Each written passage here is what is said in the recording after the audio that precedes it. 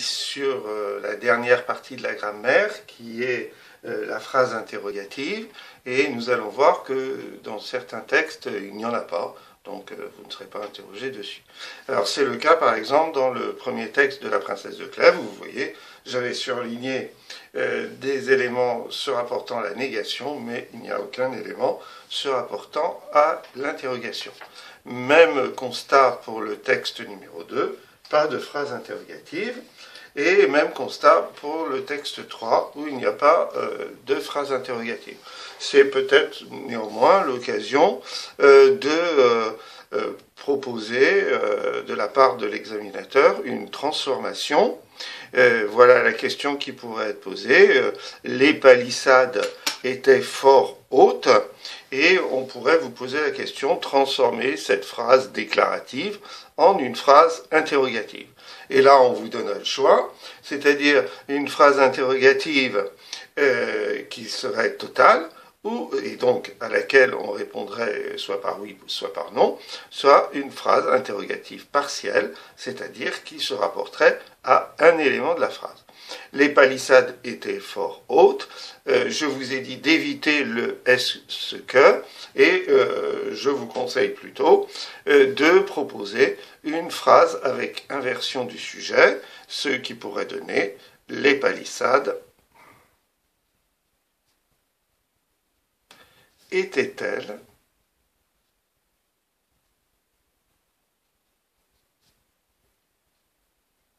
fort hautes ». Et donc, là, l'interrogation directe se repère à deux éléments. D'abord, la présence du point d'interrogation, et deuxièmement, l'inversion du sujet. Et une inversion d'ailleurs qui est complexe, puisque vous voyez que le sujet est présenté en début de phrase et qu'il réapparaît à l'aide de l'inversion du pronom personnel. Pour l'interrogation partielle, il faut que vous vous posiez, avant de rédiger votre question, sur quel élément vous allez poser la question. Alors moi, je prends cet élément-là, c'est-à-dire la taille des palissades, et par exemple, je poserai la question de quelle taille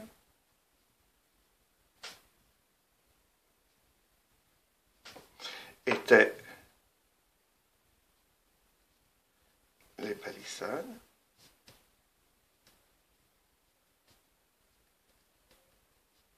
Voilà.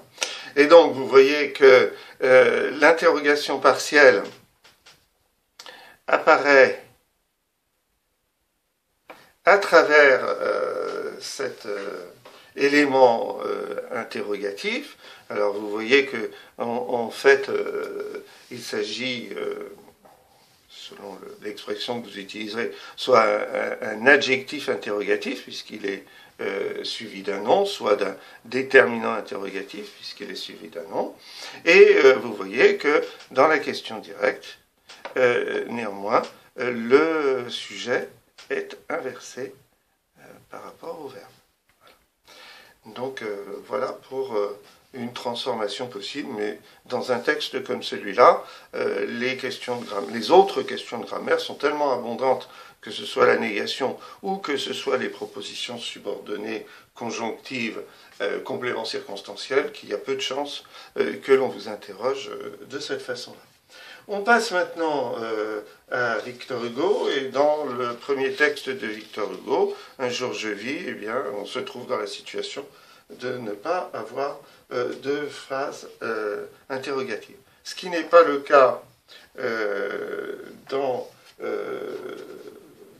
ce qui est encore une fois le cas dans le texte de Mélancolia, où nous ne voyons pas de phrase interrogative. En revanche, dans le troisième texte, 3 ans après, eh bien, nous trouvons deux phrases interrogatives qui se présentent sous la couleur verte. La première Que veut-on que je recommence? Eh bien, nous voyons dans cette phrase la présence d'un point d'interrogation. Donc, nous pouvons confirmer que c'est une interrogation directe. Et cette interrogation directe peut être décrite à l'intérieur de la phrase elle-même par la présence du mot interrogatif, qui cette fois-ci est un pronom interrogatif, c'est-à-dire un mot qui remplace un nom. Hein.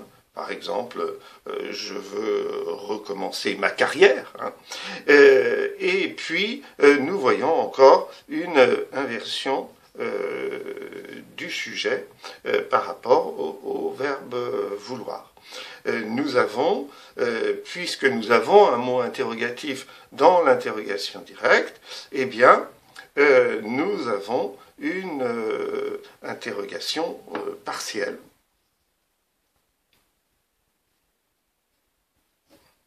Donc, qui porte sur l'objet de ce que désirent les interlocuteurs de Victor Hugo. Nous avons maintenant une autre phrase. Pourquoi m'appelez-vous encore? De nouveau, nous avons une interrogation directe. Cette interrogation directe, elle est, comment dirais-je, confirmée par la présence d'un mot interrogatif. Cette fois-ci, ce mot interrogatif est un mot invariable, donc cette fois-ci c'est un adverbe. Là on avait un pronom. Cette fois-ci c'est un adverbe, et de nouveau, nous avons la présence du sujet inversé. Cette interrogation, encore une fois, est une interrogation partielle qui ne peut pas avoir comme réponse la réponse oui-non, et là on voit que l'interrogation porte sur la cause à travers l'adverbe pourquoi. Potentiellement, on pourrait imaginer que l'examinateur choisisse de vous demander de transformer cette interrogation directe en une interrogation indirecte. À ce moment-là, on voit bien que celui qui parle est Victor Hugo, et évidemment, il va poser une question. Donc, il va utiliser un verbe interrogatif. Donc, par exemple, nous pourrions avoir Victor Hugo demande. Alors, Victor Hugo demande, on pourrait avoir, donc, deux points ouvrés les guillemets, pourquoi m'appelez-vous encore? Donc, il parle à ses lecteurs, hein, et en fait, c'est ces lecteurs qui, d'une certaine façon, vont composer cette interrogation indirecte. Et donc, la solution, c'est Victor Hugo demande pourquoi.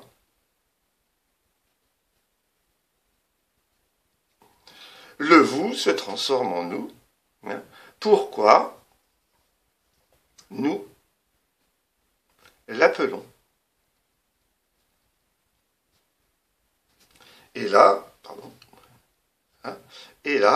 vous voyez que nous avons la présence d'un point. Donc, nous sommes dans une phrase déclarative. Hein, nous sommes dans une phrase déclarative et non plus dans une phrase expressive, hein, dans laquelle la question apparaît à travers le point d'interrogation. Si nous sommes dans une phrase déclarative, nous pouvons faire l'analyse de cette phrase avec un premier verbe conjugué, un deuxième verbe conjugué, le mot subordonnant qui est toujours le même, hein, qui est donc un adverbe interrogatif, et donc nous avons une proposition subordonnée interrogative, l'autre étant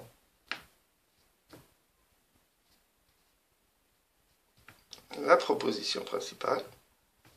Et toujours la même réponse. Hein. Victor Hugo demande quoi? Pourquoi nous l'appelons donc COD? Alors, certains élèves pourraient avoir l'idée malencontreuse d'utiliser le verbe interrogatif à un temps du passé. Alors bien sûr, ça s'impose dans un texte qui serait au passé. Ici, ça ne s'impose pas. Mais on ne sait jamais, donc je vous propose cette solution-là. Victor Hugo demandait.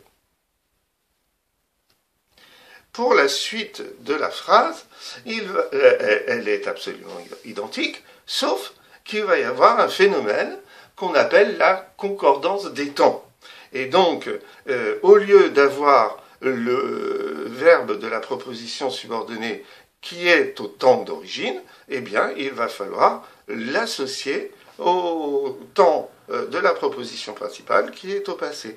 Donc, Victor Hugo demandait pourquoi nous l'appelions.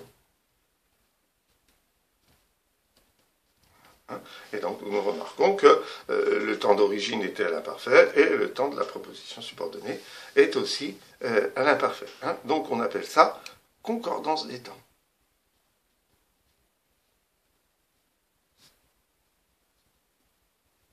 Alors bien sûr, je vous incite, si c'est possible, de n'utiliser qu'un verbe introductif, un verbe interrogatif au présent. De cette façon-là, les temps ne changent pas. En revanche, pensez bien que les personnes changent. Nous passons maintenant au texte de Monterland. Dans ce texte, eh bien, à la dernière phrase, nous avons une phrase interrogative.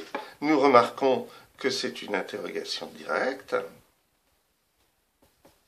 C'est une interrogation directe à travers la présence du point d'interrogation. Et cette fois-ci, cette interrogation directe ne se manifeste qu'à travers le mot interrogatif. Le mot interrogatif, donc, que vous appelez soit adjectif interrogatif, soit déterminant interrogatif, parce que il est suivi d'un nom. Voilà. Là, nous ne voyons pas d'inversion du sujet. Nous passons maintenant aux fables de La Fontaine. Dans la fable de La Fontaine de la laitière et le pot au lait, nous trouvons quelques exemples de phrases interrogatives. Nous avons la première qui se trouve au vers 19 et qui m'empêchera. Et vous voyez que le point d'interrogation se trouve là. Et donc nous avons une interrogation directe. Et de la même façon, comme nous avons un mot interrogatif, nous avons une interrogation partielle. Nous avons une interrogation partielle.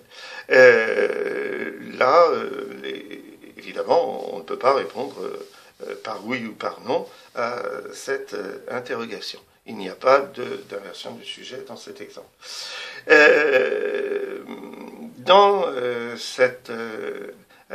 Au vers 30,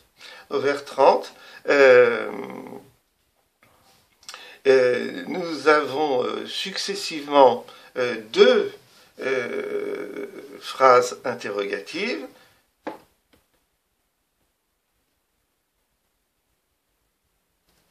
Voilà.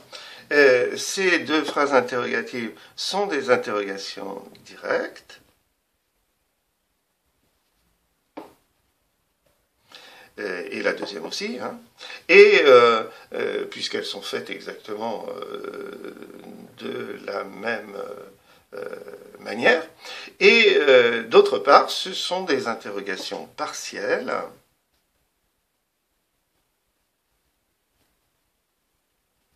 car elles sont introduites par un mot subordonnant, par un mot, pardon,